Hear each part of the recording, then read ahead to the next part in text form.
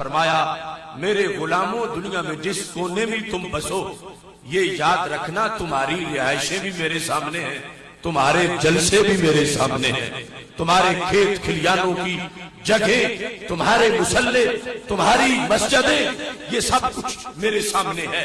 तो हमारे आका सल्लल्लाहु अलैहि वसल्लम इरशाद फरमाते हैं कि जब रब्बे जुल जलाल ने ये एक खुसूसी मेरे लिए इहतमाम किया, मशारिक मगारिब देखने के बाद मुझे एक बहुत बड़ी खुशखबरी सुनाई गई। वो क्या खुशखबरी थी?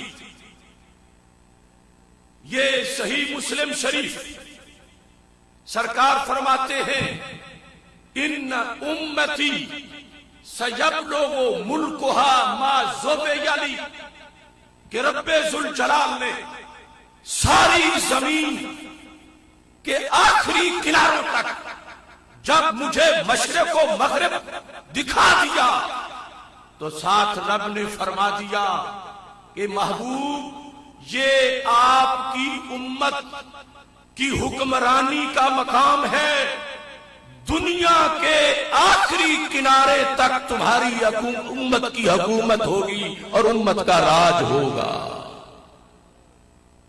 जमीन की हुक्मरानी, जमीन पर इख्तिदार, अल्लाह के दिए हुए कानून के मुताबिक, ये वो खुशखबरी थी जो रसूल अकरम सल्लल्लाहु अलैहि वसल्लम को रब्बे जुल जलाल ने अता की। तो जब मगरब का आखिरी किनारा देखा और मशरिक का आखिरी किनारा देखा, तो क्या उसमें सरजमीन हिंद नहीं आई? क्या उसमें बर्रे सगीर नहीं आया? क्या उसके अंदर खित्ता कश्मीर नहीं आया? क्या उसके अंदर दिल्ली और उसके मुजाफात नहीं आए? तो नबी अकरम नूरे मुजस्सम शफीए मुअज़्ज़म सल्लल्लाहु अलैहि वसल्लम ने इरशाद फरमाया, मैंने जैसे पूरी कायनात देखी, ऐसे ही मैंने सरजमीन हिंद को भी देखा। और मुझे रब ने बताया, ये बुतों के पुजारियों की सरजमीन नहीं, ये मदीने के ताजदार के गुलामों की हुकूमत की जमीन है। यहां तक के तबरानी ने मौजमे औस्त के अंदर इस आयत की जो मैंने अभी आपके सामने पढ़ी, इसके शाने नजूल को बयान किया। वलल आखिरतु खैरुल लका मिनल ऊला। देखिए, हम इस आयत से सरकार के मेराज को बयान करते हैं, महफिल मीलाद को बयान करते हैं, हर हक जलसे को बयान करते हैं, दरूदो सलाम की महाफिल की कबूलियत को बयान करते हैं। और इसी आयत के अंदर खुसूसी मजमून कि जिसके लिए इसका नुज़ूल हुआ था, वो भी तो देखिए। तबरानी मौजमे औस हदीस नंबर 572, अन अली इब्न अब्दुल्लाह इब्न अब्बास अन अबी है, काला काला रसूलुल्लाह सल्लल्लाहु अलैहि वसल्लम उरिदा अलैया मा हुआ मफ्तूहुल उम्मती बादी। मेरे सामने क़यामत तक मेरी उम्मत ने जो जो इलाके फतह करने थे, वो रब ने सारे रख दिए। जितनी भी फतूहात होनी थी, जितने इलाकों पर इस्लाम का झंडा लहराना था, मेरे विसाल के बाद जितने मजीद मारिक और गज़वात होने थे, अल्लाह ने सब मुझे दिखा दिए। अब इस दिखाने में मुजाहिद की लज्जत कितनी है। आज देखो, जिस वक्त पाकिस्तान की हुदूद में इंडिया का तैयारा दाखिल होता है, इस्राईल हैरान है कि हमारा मिसाइल तो निशाने से हटता ही नहीं, लेकिन पाकिस्तान की हुदूद के अंदर उसे निशाना मिलता नहीं। और हसन सिद्दीकी बढ़ता है और चंद मिनटों में उसने जमीन पे गिराता है। इसके अंदर जज्बा क्या है? हमारे रसूल सल्लल्लाहु अलैहि वसल्लम ने सदियों पहले इस जरब को जो पाकिस्तान ने इंडिया को लगाई है, सरकार ने इसकी खबर सुनाई है कि मेरे सामने हर फतह होने वाले इलाके को पेश किया गया, तो फिर गाजी भी पेश हुआ, मुजाहिद पेश हुआ, फौजी पेश हुआ। पाकिस्तान की सरहद पे खड़ा होकर ठठरती रातों में पहरा देने वाला भी निगाहे नबुव्वत के नीचे खड़ा है। इसलिए बुतों का पुजारी बदल हो जाता है और मदीने का मंगता अपने निशान को पूरा करके दिखाता है।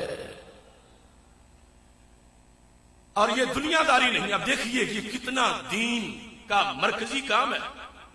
सरकार फरमाते हैं, जब मेरे सामने सारी फतूहात रखी गई, हर मुजाहिद, उसकी तलवार, उसका घोड़ा, उसका टैंक, उसका तैयारा, उसकी बंदूक, उसकी गोली, तो क्या हुआ? सरकार फरमाते हैं, फसर्रनी, ये देख के मुझे बड़ी खुशी हुई कि मेरी उम्मत के दलेल शेर, इन्हें रब ने कितना जोशे जिहाद दिया है कि मेरे जाहिरी हयात के बाद भी काफिला रुका नहीं और पूरी दुनिया पर धाक बैठ गई है।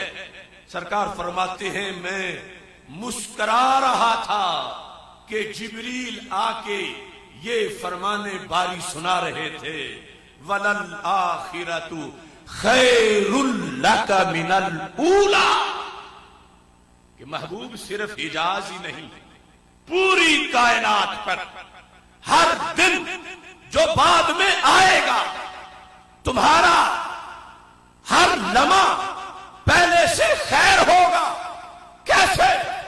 आपकी उम्मत की जमीन बढ़ती जाएगी, जमीन बढ़ेगी तो मस्जिदें बढ़ेगी, मस्जिदें बढ़ेगी तो अजानें बढ़ेगी, अजानें बढ़ेगी तो तुम्हारा चर्चा बढ़ेगा। वलल्लाखिरतु खैरुल लका मिनल ऊला, ये वो आयत है जो क़यामत तक की फतूहात के बयान करने के लिए नाजिल की गई है। और इसके साथ अगर तफासीर में तफसीर इब्ने जरीर को देखो, तफसीर दुर्रे मंसूर को देखो, तफसीर कुर्तबी को देखो, तो ये सारी चीजें आपको तफसीर के अंदर भी वाज़ेह तौर पर नजर आएंगी। ये देखो तफसीर इब्ने जरीर 30वां पारा, इसमें वाज़ेह लफ्ज मौजूद हैं। और जो 7 वाली आयत मैंने पढ़ी है, वाला सौफा युअतीका रब्बुका फतरवा, महबूब इतना तुम्हें तुम्हारा रब देगा कि तुम्हारी खुशी मजीद बढ़ती जाएगी। इसके अंदर क्या क्या है ये देखो। यहां भी हज़रत अब्दुल्ला बिन अब्बास कहते हैं, ओरेदा अला रसूलिल्लाहि सल्लल्लाहु अलैहि वसल्लम मा हुआ मफ्तूहन अला उम्मतिही मिन बादिही कफरन कफरन। एक होता है कुफर, एक होता है कफर। कफर कहते हैं बस्ती को, कफर कहते हैं विलेज और करिया को।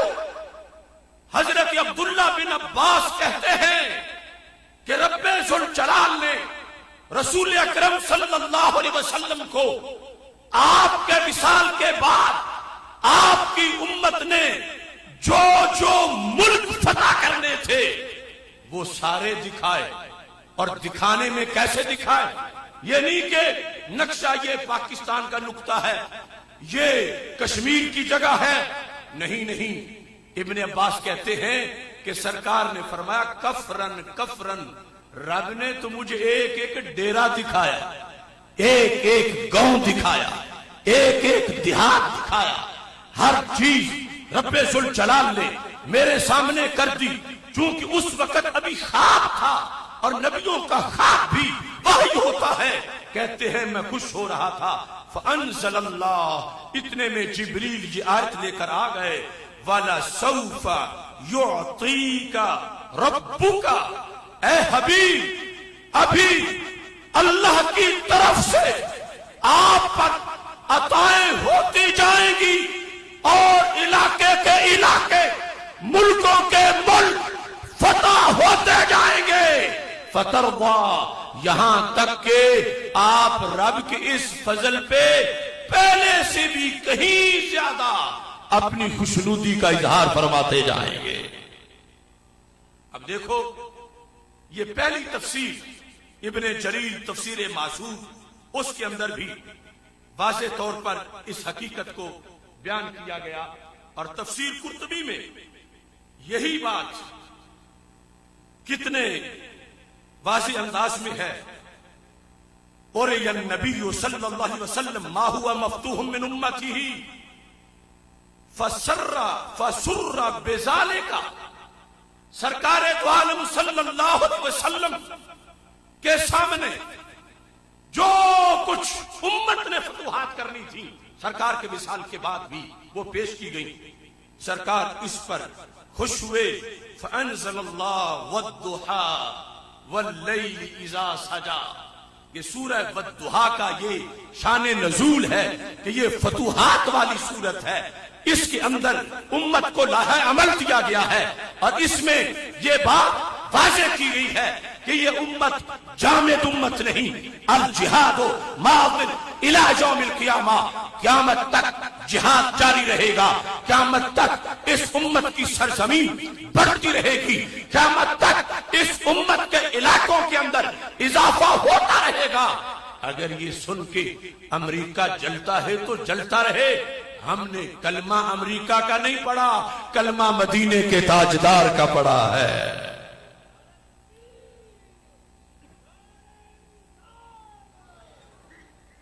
इसमें यह हदीस शरीफ भी बतौर खास ज़हन में रखिए कि हमारे आका सैयदुल मुरसलीन हजरत मोहम्मद मुस्तफा सल्लल्लाहु अलैहि वसल्लम ने ये हुक्म दिया। आज थोड़ा सा ज़िम्नन ये मैं अर्ज करना चाहता हूं कि किसी को ये बात ज़हन में आती है कि तुम फला मुल्क फतह करोगे तो उनसे इलाका छीन लोगे, फला फतह करोगे तो उनसे भी इलाका छीन लोगे। क्या तुम गसब करते हो? क्या तुम लूटमार करते हो? क्या तुम किसी की जमीन छीन लेते हो? तो मैं बताना चाहता हूं, हम जिनकी उम्मती हैं उनका वाज़ेह फरमान है बुखारी शरीफ में कि अगर वो किसी की कोई बंदा एक बालिश्त जमीन छीने, एक चप्पा भी छीने, तो वो जमीन उसके गले में डाल दी जाएगी, क़यामत तक उसके नीचे दबा चला जाएगा। इतना डराया गया है। मगर याद रखो, जिहाद इस्लामी के नतीजे की फतूहात ये फसाद नहीं, ये गसब नहीं, ये लूटमार नहीं, ये तो कब्जा ग्रुप से कब्जा छुड़ाना है। वाज़ेह फरमान 4 जगह बुखारी शरीफ में मौजूद है। हमारे आका अलैहिस्सलाम ने फरमाया वालमू अन्नल अर्दा लिल्लाहि व लिरसूली, जान लो, यहूद को फरमाया, नसारा को, जानो जमीन अल्लाह की है और अल्लाह के रसूल सल्लल्लाहु अलैहि वसल्लम की है। जहां हिंद में बने हैं मंदिर, अरे हिंद की जमीन बुतों की नहीं, हिंद की जमीन भी इस्लाम की है, क्योंकि हमारे खुदा ने हमारे मुस्तफा अलैहिस्सलाम की खातिर बनाई है। दूसरों के बुतों ने जो बनाई हो उधर चले जाए, ना वो बना सकते हैं। यह है अटल फैसला कि जमीन अल्लाह की है और अल्लाह के रसूल सल्लल्लाहु अलैहि वसल्लम की है, और विरासत उन्हें मिलेगी जो इन दोनों जातों का कलमा पढ़ते हैं। तो जो लेना चाहता है, हमें हसद नहीं, हमें बुग़्ज़ नहीं कि कोई कलमा ना पढ़े। हम कहते हैं सारी दुनिया पढ़े और विरसा ले ले, लेकिन अगर नहीं पढ़ती तो फिर कब्जा ग्रुप है, फिर किराएदार की हैसियत में तो रह सकते हैं। विरसा तब मिलेगा जब मदीने के ताजदार की गुलामी का पटा गले में डाला जाएगा। इस लिहाज से अहादीस ग़ज़वाए हिंद बड़ी लंबी चौड़ी इसमें बात है, और इसके इनकार पर बड़ी बड़ी शैतानी कुव्वतें भी लगी रही, क्योंकि इसमें मजमून ऐसा है